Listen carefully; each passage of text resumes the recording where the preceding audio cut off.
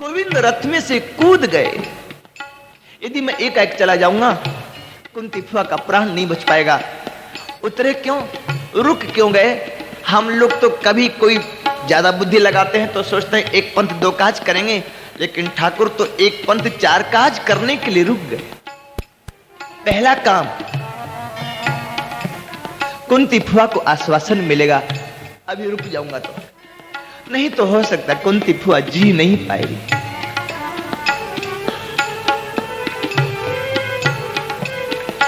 दूसरा कारण, परीक्षित जी की रक्षा करनी है ना। तीसरा कारण, महाभारत युद्ध से पहले अर्जुन को मोह हुआ था। गीता का उपदेश किया, नष्टो मोह स्मृतिर्लब्धा, मोह दूर कर दिया। महाभारत युद्ध हो गया, अब युधिष्ठिर जी को मोह हो गया है। रात दिन रोते रहते हैं कि हाय मेरे सुख के कारण कितना संसार उजड़ गया। अरे हम जंगल में भीख मांगते रहते तो क्या तकलीफ थी, राजा बनने से क्या सुख मिला, कितना नरसंहार हुआ मेरे कारण, ये सोच सोच कर रोते रहते थे। ठाकुर युधिष्ठिर जी का मोह दूर कर तो सकते थे लेकिन किया नहीं, क्योंकि श्रद्धावान लभते ज्ञान। अर्जुन ने तो अपनी श्रद्धा समर्पित की थी। गोविंद शिष्यस्ते हम साधिमाम त्वाम प्रपन्न, मैं तेरा शिष्य हूं, मैं तेरे चरणों में प्रपन्न होकर के आया हूं। ठाकुर ने कहा अर्जुन तू प्रपन्न है तो मैं प्रसन्न हूं। शिष्य को प्रपन्न होना चाहिए तो सद्गुरु प्रसन्न होता है। और जब शिष्यस्ते हम स्वीकार कर लिया तो फिर कौन बोला, कृष्णम वंदे जगत गुरु ने बोलना शुरू किया। तो शिष्य तो मैं तेरा गुरु नहीं, मैं जगत का गुरु हूं, ले मैं बोलता हूं अब। और ऐसा बोला ऐसा बोला। लोग कहते हैं भारत इतना गंवार देश है जहां एक ग्वाले की बंसी सुन करके खाना पीना छोड़ करके भागने लग जाते हैं। अरे एक ग्वाले ने जो कहा आज तक बड़े बड़े विद्वान नहीं समझ पाए। जब एक ग्वाले की भाषा को बड़े बड़े विद्वान नहीं समझ पाए तो हमारे यहाँ के विद्वान की भाषा फिर कोई समझ पाएगा? ये तो एक गाय चराने वाले की भाषा है।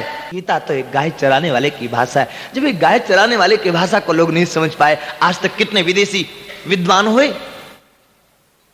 सिकंदर भारत आ रहा था, सुकरात से पूछा क्या लाऊं?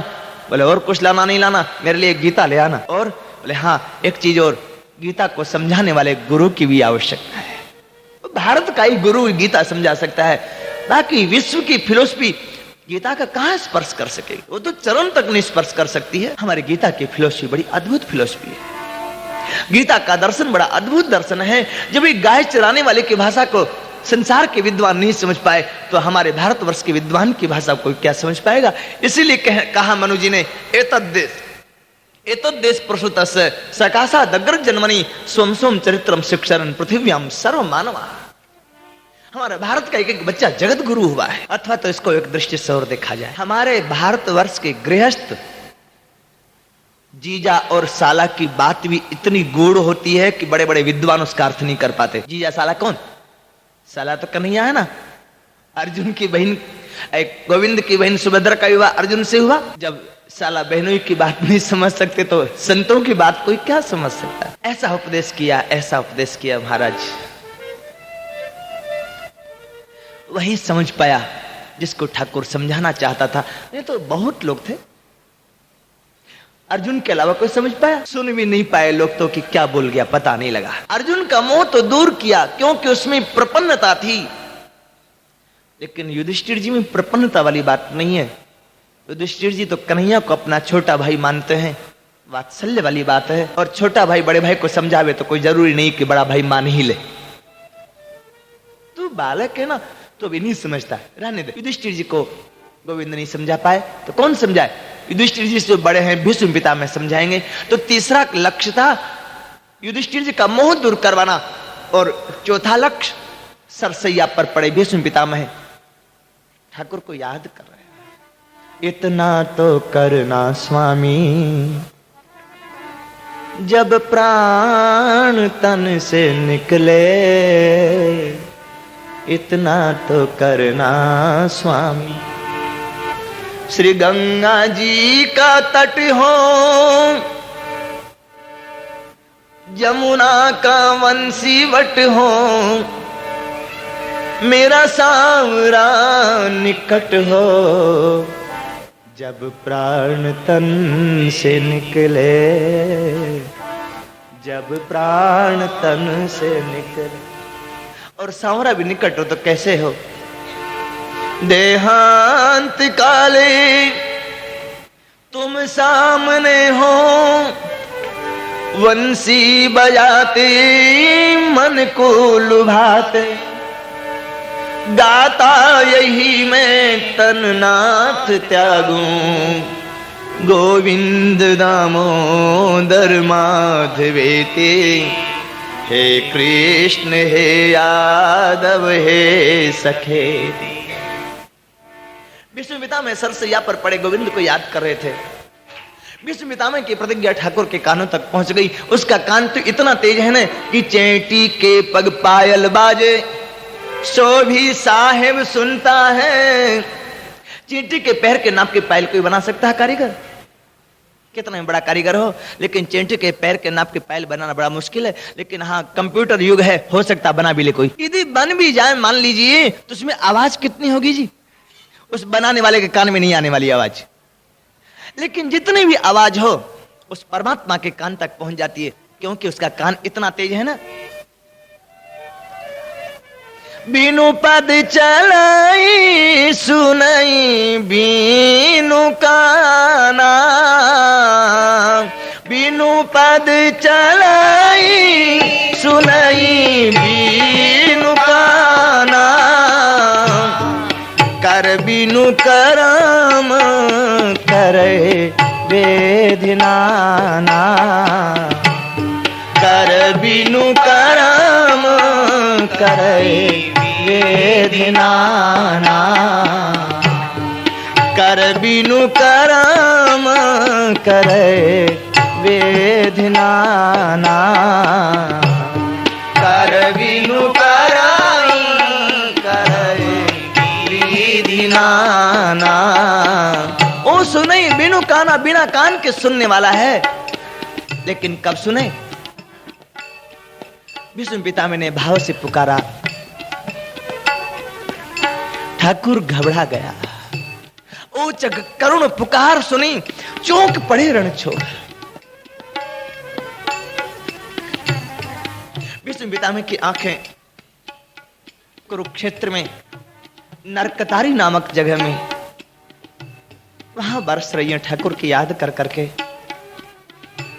और गोविंद के नेत्र हस्तिनापुर में भीष्म पितामह को याद कर करके बरस रहे। तासीर इश्क, तासीर इश्क दोनों तरफ होती है जनाब, मुमकिन नहीं कि दर्द इधर हो उधर ना हो। प्रेम का प्रवाह तो दोनों ओर बहता है ना।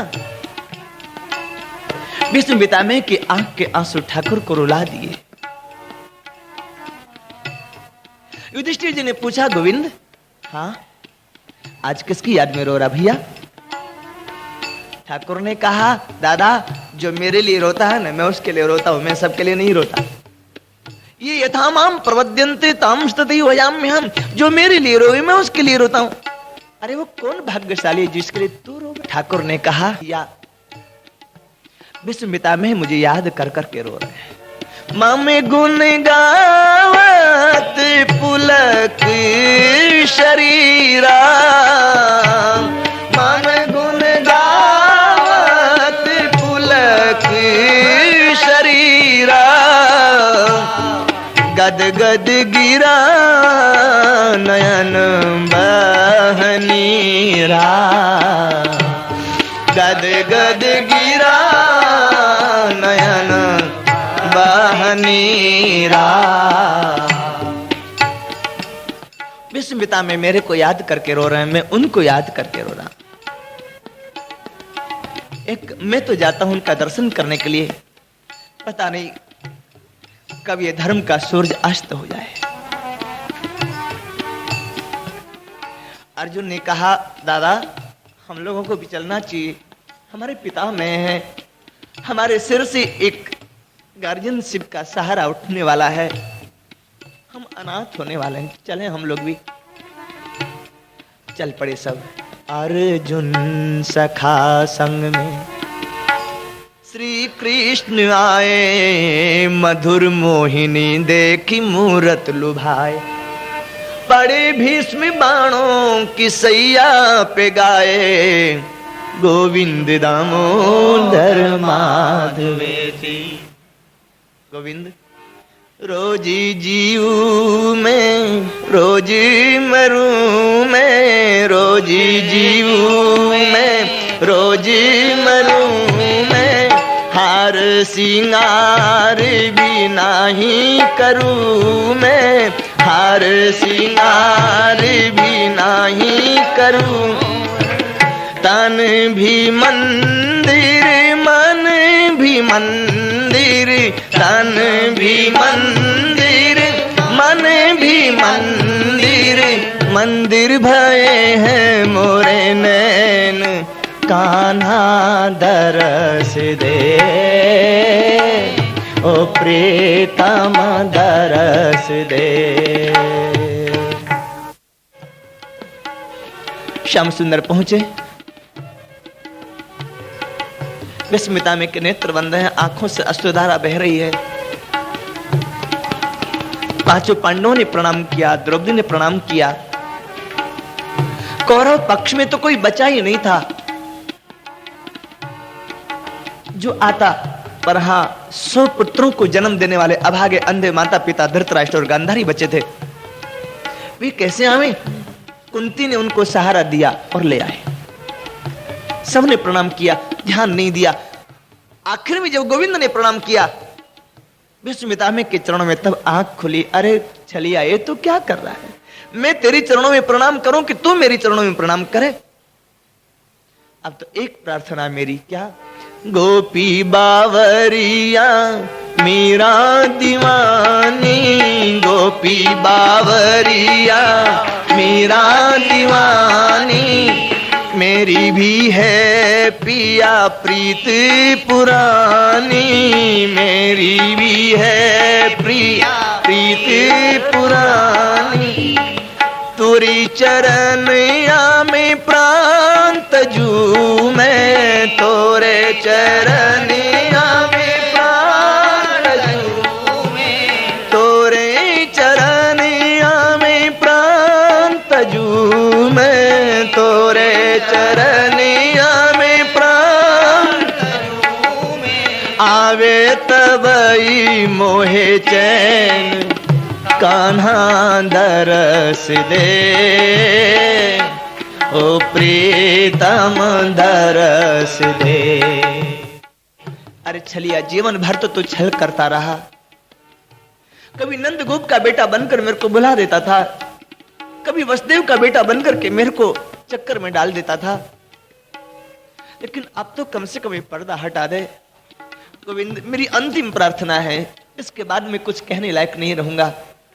जब तक मेरा अंतिम श्वास सुमन तेरे चरणों में समर्पित नहीं होता, तब तक तू यहाँ सामने खड़ा मुझे दर्शन, और मेरे को कुछ नहीं चाहिए। आज मेरे को बात याद आती है, जब तूने मेरी प्रतिज्ञा के लिए अपनी प्रतिज्ञा तोड़ दी, मेरी प्रतिज्ञा को पूर्ण करवाया।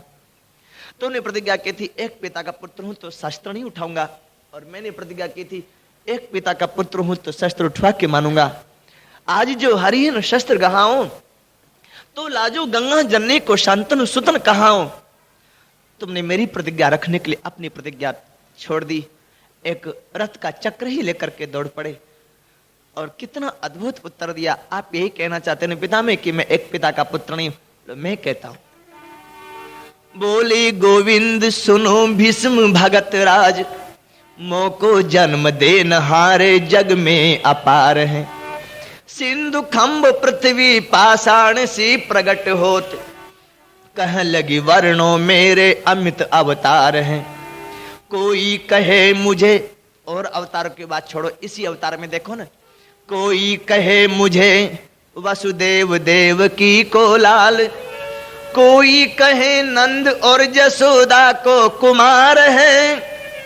जाके एक बाप हो बचावे निज लाज सोई, मेरे कहा लाज मेरे बाप तो हजार है। जिसके एक बाप हो उसको संकोच होवे, मेरे तो हजारों पिता है। और दूसरी बात, अभी भी तो मैं ही जीता हूं। भीष्म पितामह ने कहा तू? हाँ, कैसे? मेरी मर्यादा टले तो टले, लेकिन मेरे भक्त की मर्यादा नहीं टलनी चाहिए। मेरे भक्त की जीत तो मेरी ही जीत है ना। हाँ, अरे हमारे भरत जी साक्षी हैं। मैं प्रभु कृपा रेती जी जो ही, मैं प्रभु कृपा रीति जी जो ही, हार खेल जिता मही मोही, हार खेल जिता मही मोही। ये तो मेरी प्रभु की रीति है, खुद हार जाए, भक्तों को जिताते रहते। भीष्म पितामह को आज वो बात याद आती है। ठाकुर ने कहा पितामह आप जो आज्ञा करेंगे मैं तो वही करूंगा, जब तक आप कहेंगे मैं यहां खड़ा रहूंगा। लेकिन मेरी भी एक प्रार्थना है। क्या? जरा अपने पौत्र को समझाइए ना, रात दिन रोते रहते हैं, इतने लोग मरे तो यही क्या कारण है उसके? पितामह ने कहा जिसको तू नहीं समझा पाया गोविंद, उसको मैं समझा सकता हूं। हाँ, जो काम मैं नहीं कर सकता है ना, वो काम आप कर सकते हैं। भीष्म पितामह ने कहा रे गोविंद, मेरे शरीर में रक्त नहीं, मैं विरक्त हो गया हूं। ठाकुर ने कहा विरक्त ही कुछ बोले तो उसके बात का असर होता है, इसलिए मैंने आपको कहा आप बोलो, आपकी बात का असर होगा। अरे बोले मैं बोलूं कैसी, शक्ति तो नहीं है। ठाकुर ने कहा शक्ति पूंजी तो मैं बैठा हूं आपके सामने, पावर हाउस। लो अभी मैं ठीक करता हूं। फिर तो बोलना शुरू किया, इतना बोले इतना बोले। युधिष्ठिर, सर्वं काल कृतं मन्ये भवतां चेद प्रियं, सपालो यद्वसे लोको वायोरिव घनावली, वायोरिव घनावली। तुमने कभी साफ आकाश देखा? बोले हाँ। 10-20 बादल के टुकड़े एक जगह इकट्ठे हो गए, ऐसा देखा? बोले हाँ। बादल के टुकड़े हटे, ऐसा देखा? बोले हाँ। साफ भी हो आकाश। तो बादल के टुकड़े आए कैसे, अलग कैसे हुए? बोले हवा के झक्करों से सब आए और हवा के झक्करों से सब अलग अलग हो गए। भीष्म पितामह ने कहा इन बादलों को इकट्ठा करने वाला, अलग करने वाला हवा, और इतने लोगों को जन्म देने वाला और मारने वाला क्या तू है? ये तो चक्की उसी की चलाई हुई चल रही है, ये तेरी चलाने से, तेरे सोचने से नहीं हो रहा। सर्वम कालकृतम मन्ये। और नहीं तो विचार कर, क्या यत्र धर्म सुतु राजा गदा पाणिर्वृकोदर, कृष्ण स्त्री गांडिवम चापम सुहृद कृष्णस्ततो विपत। नहीं तो कितने आश्चर्य की बात है, जहां धर्मराज युधिष्ठिर जैसा राजा हो, भीमसेन जैसा गदाधारी हो, और गदा पाणिर्वृकोदर कृष्ण स्त्री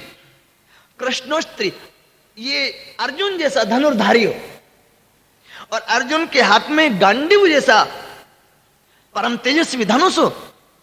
और ये बात तो सब छोड़ना, सबसे मुख्य बात सुहृद कृष्ण तत्व विपत, जिनका कृष्ण मित्र हो, सुहृद हो, वहां विपत्ति आवे। अरे ये तो वो है जो कि मंगल भावन अमंगल हारी, द्रवहु सुदशरथ अजिर बिहारी, राम सिया राम सिया राम जय जय राम, राम सिया राम सिया राम जय जय राम। ये अमंगल को दूर करने वाला जो मंगल का भवन है, जहां मंगल का भवन अमंगल का दूर करने वाला स्वयं विराजमान हो, तथा विपत, वहां विपत्ति हो सकती है क्या? लेकिन नहीं। तब कछुकीन राम रुख जान, तब कछुकीन राम, ये जो भी हुआ इसी के इशारे पर हुआ। और वो काल कृतम, वो काल है कौन? काल ही नहीं, भुवनेश्वर काल होकर काला है। और वह है कौन? बोले वो देख सामने में कैसा टेढ़ी टेढ़ी आंखों से मेरे को देखता हुआ मंद मंद मुस्कुरा रहा है। इस वही भगवान साक्षात आद्यो नारायण पुमान मोहयन मायया लोकम गूढ़श्चरसि वृष्णिषु गूढ़श्चरसि वृष्णिषु। वो सामने में जो खड़ा हुआ छलिया वही तो है सब कुछ करने धरने वाला, लेकिन यदुवंशियों में छिप करके आया, कोई इसको पहचाने नहीं पाता। युधिष्ठिर, मैं तो उसी समय समझ गया था। कब? जब अर्जुन ने कहा ना सेनी और उभय और मध्य रथम स्थाप्य में अच्युत, हे अच्युत दोनों सेनाओं के बीच में मेरा रथ लेके चलो। और बाबू साहब ने कह दिया था अच्छा अभी ले चलता हूं मालिक। लगाम खींच करके रथ को ले गए सेना के बीच में। कहो क्या देखना चाहते? अर्जुन ने कहा मैं देखना चाहता हूं कौन कौन मेरे से युद्ध करने के लिए आए। तो इस छलिया ने उंगली उठा उठा कर बताया था, वो भीष्म पितामह, वो दुर्योधन, वो कर्ण, वो दुशासन, वो द्रोणाचार्य, वो जयद्रथ। तो जिस जिसकी ओर अंगुली उठ रही थी मैं समझ गया था अब उसको दुनिया से उठना है। ये टिकट कट रहा अंगुली उठ उठ करके। जिसकी ओर काल अंगुली उठा ले तो वो उठता दुनिया से। ये तो भुवनेश्वर काल होकर काला है, ये जिसकी ओर अंगुली उठा दे वो फिर बचेगा भी। मैं तो उसी समय समझ गया था कि ये सब दुनिया से उठने वाले हैं। तू तो केवल एक निमित्त मात्र भव सभ्य सचिन के नाते केवल धनुष बाण हाथ में लेकर के खेल कर रहा बच्चों का। मेरे सामने तो बच्चा तो है, तू क्या लड़ सकता था? लेकिन हाँ लड़ने वाला तो तेरे आगे बैठा हुआ था। इसके सारे पर सारी दुनिया नाश। जो कुछ हुआ सर्वम कालकृतम मने इसी के सारे पर हुआ। राजधर्म, दान धर्म, मोक्ष धर्म, स्त्री धर्म, भगवत धर्म सब समास व्यासली से वखान किया। श्रीमद् भागवत जी में केवल नाम मात्र आया है। इसकी ईसद व्याख्या महाभारत के शांति पर्व में व्यास जी ने चर्चा की। सब कहते कहते सबकी तरफ से ध्यान हटा लिया। अब तो केवल ध्यान को एक जगह केंद्रित कर लिया और वो एक जगह है सुमिरत राम चरण जीन रेखा। सुमिरत राम चरण जीन रेखा। सुमिरत राम चरण जीन रेखा। सुमिरत राम चरण जीन रेखा। मानस के एक पात्र में और महाभारत के एक पात्र में कुछ साम्यता है और कुछ विषमता भी है। गीधराज जटायु अंतिम समय में भगवान को याद किए, भीष्म पितामह भगवान को याद किए। गीधराज के पास भी भगवान खड़े हैं, भीष्म पितामह के सामने भी भगवान खड़े हैं। गीधराज से भी बात करते हैं। मोहि लगी तात कछुक दिन जीजिए, लीजिए आप सोन सेवा सुख, मोहि पितु को सुख दीजिए। हरिहर सुजस सुनाए दर्श दे, लोग कृतार्थ कीजिए, मोहि लगी तात कछुक दिन जीजिए।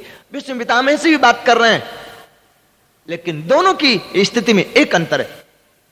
जटायु जी भगवान की गोद में पड़े हुए हैं। जटायु की धूर जटान से झारी। जटायु भगवान की गोद में पड़ा हुआ है और भीष्म पितामह बाणों के सिया पर पड़े हुए हैं। अंतर क्या है? इतना अंतर क्यों हो गया? इसलिए एक ने सती के सतीत्व की रक्षा में प्राण गंवाए हैं और एक सती का चीरहरण होते देखता रहा लेकिन बोल नहीं पाया। उसका परिणाम ये हुआ कि आज रोम रोम में बाण चुभे हुए और सामने पड़ा। हमारे भारतवर्ष की महिमा इन तीन से तो है। तीन सजावत देश को सती संत और सूर, तीन लजावत देश को उल्टा कायर क्रूर। जटायु नहीं रक्षा कर पाया, प्राण गंवा दिए, लेकिन फिर भी उसने अब हिम्मत तो की। लेकिन भीष्म पितामह में हिम्मत थी। यदि एक बार डांट के बोल देते तो फिर दुर्योधन को हिम्मत नहीं होती बोल पाता। पर अधर्म का मूक समर्थन कर दिया। परिणाम कितना विपरीत, कितना भी कुछ हो जाए, आखिर महाभागवत है ना। महाभागवत का भारत और ठाकुर स्वयंभूर नारद शंभु कुमार कपिलो मनु प्रहलादो जनको भीष्मो बलिर्वैयासिकीर्वयम्। ये द्वादश महाभागवत है। भीष्म पितामह द्वादश महाभागवतों में से एक है। इसलिए अपराध भी हो गया तो भी ठाकुर ध्यान नहीं देता। रहते न प्रभु चित चूक किए के रहते न प्रभु चित, चूक किए के करत सूरत सयबार हे के, करत सूरति सयबार ही के। इनके इस स्वभाव पर रीच करके वाल्मीकि जी को कहना पड़ा श्रीमद् वाल्मीकि रामायण के अयोध्या कांड के प्रथम सर्ग में, कथंचित उपकारेण कृतैनैकेन तुष्यति, न स्मरत्यपकाराणाम शतमप्यात्मवत्तया।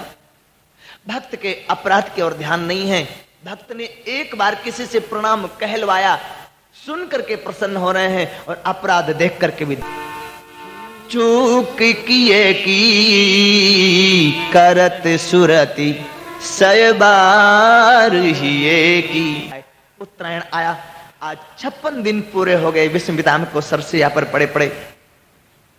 भगवान का दर्शन करते करते और दिन निकला और उत्तरायण आया, 58 दिन पूरे हो। उत्तरायण आते ही विश्वामित्र मैंने कहा, गोविंद धाम राम राम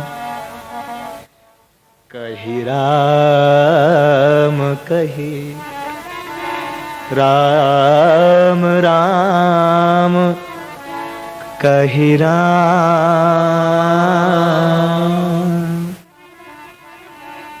तनु परिहरी रघुवर विरह, राव गयो सुरधाम। यहाँ भीष्म गयो सुरधाम।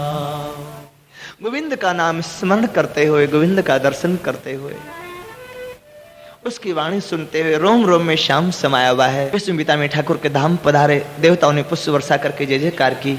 बोली श्री विश्वामित्र में जी महाराज की जय, श्री गंगानंदन की जय।